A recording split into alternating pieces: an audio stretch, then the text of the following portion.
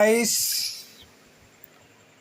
तो hello guys, जैसा कि सेमेस्टर 5 का एग्ज़ाम चल रहा है और एग्ज़ाम को 11 का हो चुका है। तो हम आज लाए हैं DSC 1 से संबंधित टॉपिक जो कि बहुत इम्पोर्टेंट है ब्रह्म समाज के बारे में। ठीक है, ब्रह्म समाज का स्थापना कौन किया था, ठीक है, इनका क्या विशेषता है, ठीक है। तो सारा कुछ इसमें हम जानेंगे क्योंकि ये बहुत इंपॉर्टेंट है। शॉर्ट क्वेश्चन में पूछ सकता है, इसका टिप्पणी करने या फिर ब्रह्म समाज से आप क्या समझते हैं, इस तरह क्वेश्चन पूछ सकता है। ठीक है, तो चलिए वीडियो को अंत तक देखना, बहुत ही मज़ा आएगा। देखिए ये कहाँ से स्टार्ट हुआ था ब्रह्म समाज। तो ये बंगाल से आरंभ हुआ था। जो ठीक है, ये क्या था, तो ये एक समाज सुधार आंदोलन था। ठीक है, ये क्या था, तो ये एक समाज सुधार आंदोलन था। कहाँ पे हुआ था, तो बंगाल में हुआ था। ठीक है, इसका नेतृत्व कौन कर रहा था, तो राजा राम मोहन रॉय ने कर रहा था। ठीक है, तो राजा राम मोहन रॉय कर रहा था, जो कि बंगाल का रहने वाला था। ये एक समाज सुधार आंदोलन था। कौन क्या, तो ब्रह्म समाज। ठीक है, अब चलिए, जो राजा राम मोहन है उसे भारत में नवजागरण का अग्रदूत, सुधार आंदोलनों का प्रवर्तक, ये आधुनिक भारत का पिता, ये नव भारत का तारा, भारत की पत्रकारिता का जनक भी कहा जाता है। देखिए, राजा मोहन रॉय बहुत ही खतरनाक व्यक्ति थे, बहुत ही, क्योंकि इसे भारत का आधुनिक भारत का पिता कहा जाता है, नव प्रभात का तारा, ये भारत की पत्रकारिता का जनक। ठीक है, इसी को ऐसा कहा जाता है। राजा राम मोहन रॉय प्राच्य एवं पाश्चात्य चिंतन के मिले जुले रूप के प्रतिनिधि थे, क्योंकि ये प्राच्य एवं पाश्चात्य चिंतन के समर्थक में थे। ठीक है, कौन, राजा मोहन राय। क्योंकि इसमें अभी हम क्या बताएं आपको, अभी हम सिर्फ एक इंट्रोडक्शन दिए। किसका, तो राजा राम मोहन रॉय का आपको इंट्रोडक्शन दिए। ये कौन था, इसे क्या कहा जाता था, इसने कहाँ का रहने वाला था, और ये किसका स्थापना किया था। ठीक है, और इसका क्या क्या नाम था, उपनाम, हम सारा बता दिए, क्वेश्चन में पूछ सकता है। अब समझते हैं ये मिशन क्या था, राजा राम मोहन जो समाज था वो क्या था, इस समाज का विशेषता क्या था। देखिए, 1828 ईस्वी में राजा राम मोहन रॉय ने ब्रह्म समाज की स्थापना किया। कब किया स्थापना ब्रह्म समाज का, ये 1828 ईस्वी में किया। किसने किया, तो राजा राम मोहन रॉय ने किया।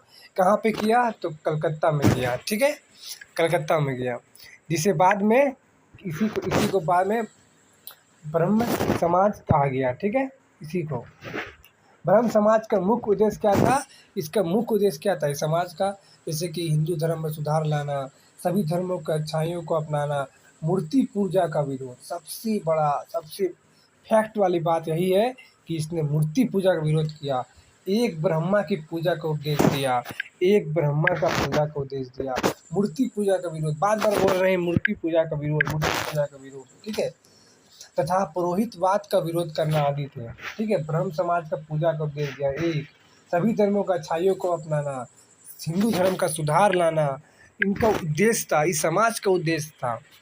ठीक है, उन्होंने एकस्वरवाद का समर्थन दिया।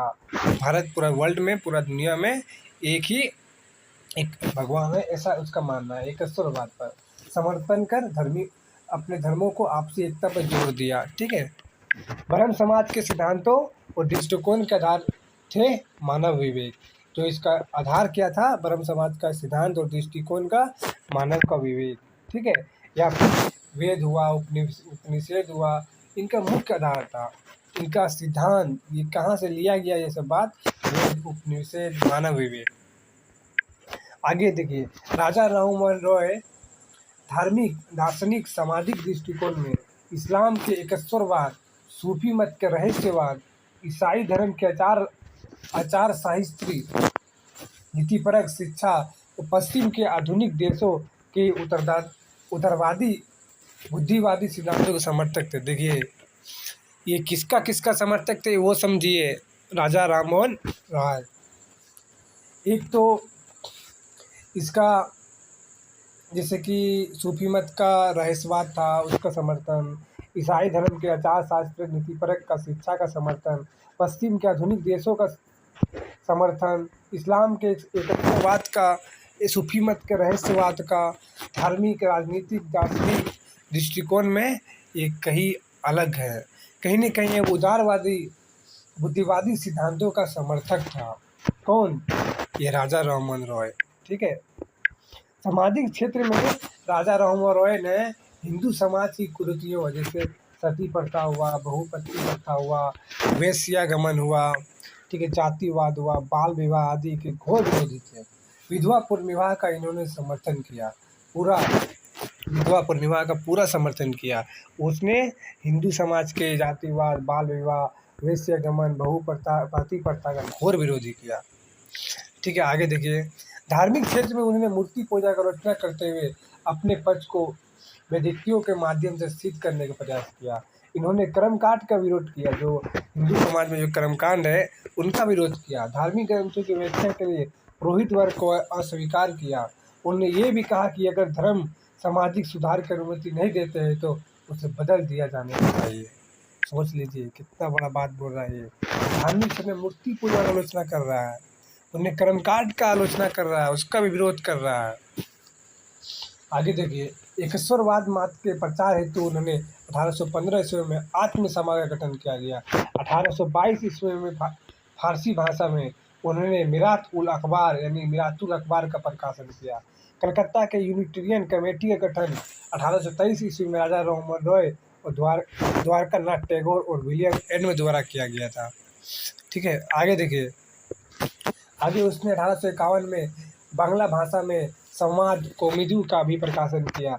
सती प्रथा के विरोध के लिए इन्होंने अपनी इस पत्रिका का भी उपयोग किया। ठीक है, नेक्स्ट लास्ट है। राजा राममोहन रॉय ने डच घड़ीसाज डेविड हेयर के सहयोग से 1817 ईस्वी में कलकत्ता में हिंदू कॉलेज की स्थापना की। 1825 में उन्होंने कलकत्ता में वेदांत कॉलेज की स्थापना किया।